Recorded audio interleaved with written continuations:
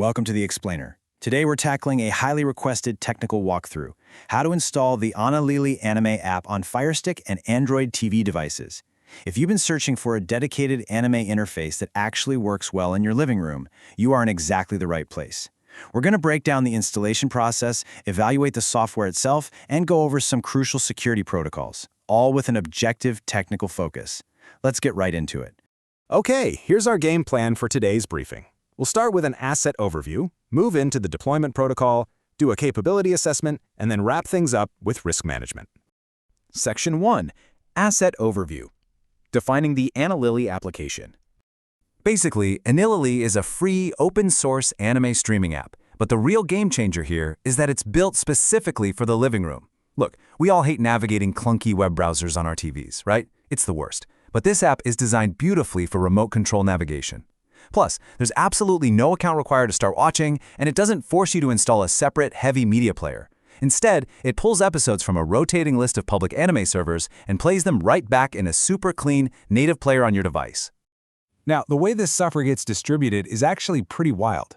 The current deployment build is version v0.1.50, which dropped back at the end of July 2026. But get this, rather than downloading it from an official app store or even a standard static website, the developer distributes updates directly through a Telegram group. It's totally unconventional. The exact version you pull is entirely dependent on whatever was most recently posted in that specific chat, which makes it a very, very dynamic piece of software.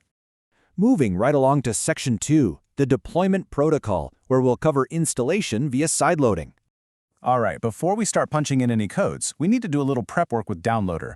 Assuming you already have the Downloader app installed on your On 4K Pro, Firestick, or Google TV, your first step is to just go ahead and launch it. Then, step 2, select the search bar or that little hashtag icon positioned right at the top. And here is the magic number. You're going to enter the specific deployment code, 4495218, right into that Downloader search bar and hit Next. That code is literally a direct, simplified shortcut that fetches the Anilili APK for you. It completely saves you from the massive headache of trying to type out some long, complicated web address using just your TV remote's D-pad. So, once that code is in, just hang tight for a few seconds while the APK file downloads, and then click Install, followed by Done. But wait, here's a vital step for keeping your device running smoothly. You absolutely need to return to the Downloader app, click Delete on that raw APK file, and then click Delete a second time just to confirm it. That cleanup step is absolutely crucial. It frees up precious storage space on your streaming stick before you even boot up Anilili for the very first time. Okay, let's jump to Section 3, our capability assessment, looking at features, UI, and the trade-offs. I have to say, the user interface here is impressively clean and incredibly remote-friendly. You've got straightforward main categories: home, search, schedule, library, and settings. Every single tile has a really visible highlight, so you always know exactly what you've selected. But honestly, the Settings tab is where this app really flexes its muscles. You get advanced controls allowing you to adjust subtitles, manage your offline downloaded episodes, toggle autoplay, set up a default server, and, my absolute favorite part, you can even set it to automatically skip intros and outros when you're binge watching a long series.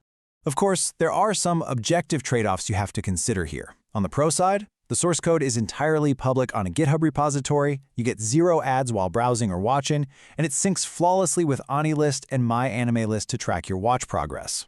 But on the flip side, we're looking at unverified licensing, and the GitHub repo shows just a single maintainer. That means updates could literally stop overnight if that one developer walks away, and crucially, it completely lacks debred service support. Because of that, your stream quality can swing wildly and buffer pretty badly, since you're relying entirely on those free public hosts. Finally, let's look at Section 4, Risk Management, covering security and legal considerations. First up, the good news on the malware front. Running the official APK file through a virus total scan returned exactly 0 detections, which is great. However, a critical step before you actually use the app is routing your connection through a VPN. Because this is a totally unverified streaming platform, utilizing a virtual private network is a highly recommended layer of security. It protects your digital footprint and keeps your online activity totally anonymous from ISP monitoring.